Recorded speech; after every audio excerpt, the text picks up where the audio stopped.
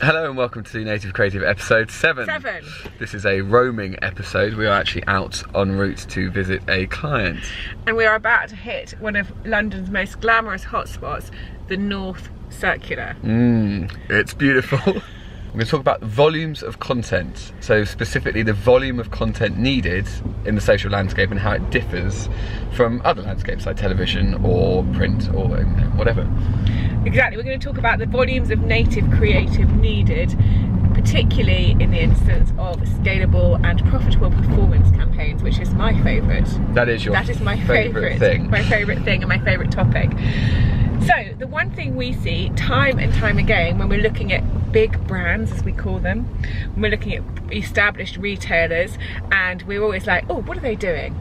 Marks and Spencer's come a lot in this series, I don't know why, but it's like, what are Marks and Spencer's doing on their ads? We check their ads each week, and we always see with them and other brands, the one thing they are doing or not doing is they don't have anywhere near enough creatives live to ever run profitable or scalable performance campaigns. So 90% of brands and major brands that we look at and we speak to massively underestimate the sheer volume of video content you need to be putting out on social channels. So the difference is, whereas you might be someone like John Lewis and you might go, right, we're going to make a big hero TV campaign. Their Christmas ad, for example, is a great thing every year they do. We're going to spend like 6 months You're going to spend 6 months, get the casting, we're going to spend lots and lots and lots of money, and this is going to be a huge, big kind of cinematic experience for us, and it's going to be one 60-second piece of content or 2-minute piece of content.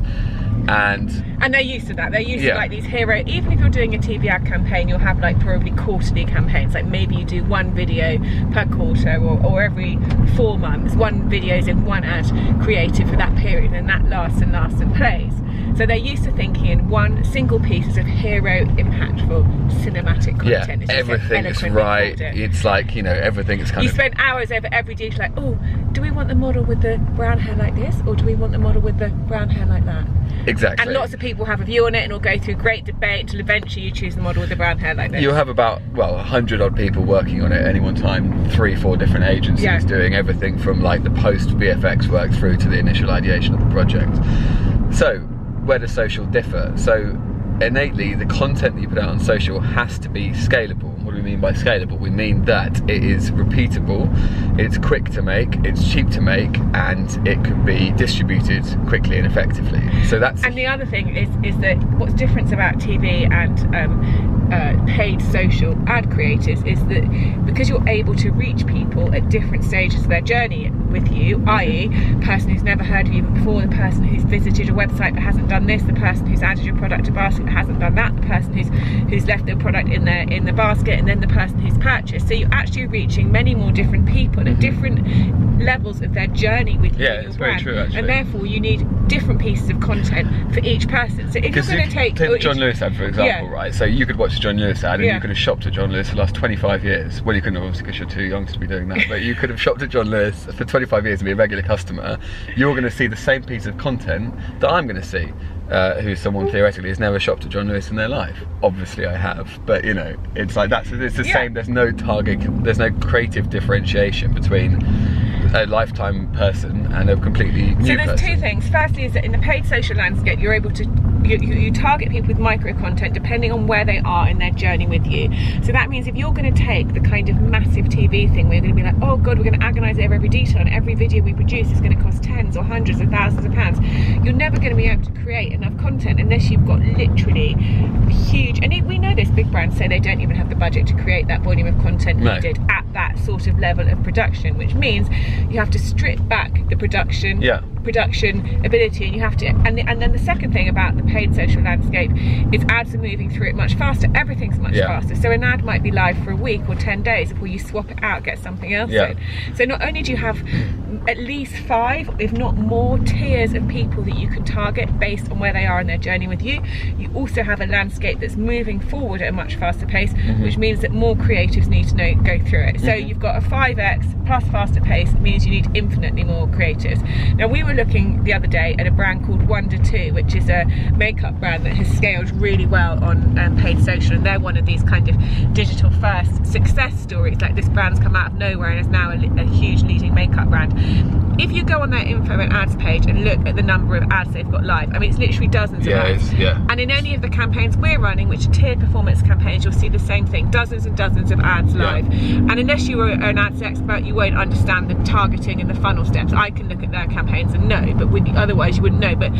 And then you, by contrast, go on Marks and Spencer's, you see 2 ads live. You're like, guys, you have no idea in terms of the volume of content that you need to be producing. You've taken one sort of expensive shoot, put it on social, it doesn't and you haven't got enough. Yeah, it's nowhere near enough. You're missing so many holes. Every person you don't retarget is a hole, a person, a customer you're not acquiring. Yeah, and there's a kind of false assumption that, well, look, put it this way, right? Video production has essentially been democratized, right? The fact that we can film this on this camera in this quality and put it out in the way that we do is whilst on the North Circular is testament to the democratization of video production.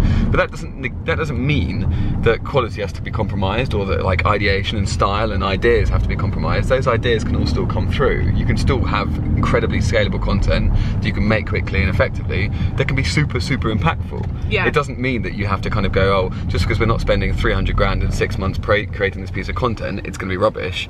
There's no kind of value to it. You can impart those kind of values, creative values, in a really scalable way. The route the Uber was taking. I was actually just passing on some very valuable insight and information, so thanks for undermining that. Basically, the point being is that your creativity as a creator, and our creatives in our studio, their creativity is not mitigated by the democratization of video. In fact, it means you can get more ideas through. Yeah, if anything, it means we have way more ideas going live. So we're not like brainstorming 20 ideas and only setting one live. It's like you brainstorm 20 ideas, produce them all, put them all live, test them all at different funnel stages. Like just now, we were reviewing account, and I'm like, move this from top of funnel to middle of funnel, put this one back in at the top, we're missing this in the top, put that in the bottom. So we're just moving content through much faster, producing a higher volume of content at a cost that means that you can do it all, which is what you actually have to do. And look at any of these brands, the digital first retail brands, you'll see they're all doing it. And compare them against the traditional retailer, and that is the very first thing that's going wrong in the traditional retailer's approach to paid social marketing. Is nowhere near enough creatives, and nowhere near enough creative production and testing, and nowhere near enough creatives that are targeting people depending on where they are on their journey. It's because most people go into the mindset of going, okay, well, we've got to make 20 creatives, we've got to make 20 TV ads. Which obviously is impossible. It's like you've got to make 20 native creatives, as this series is called.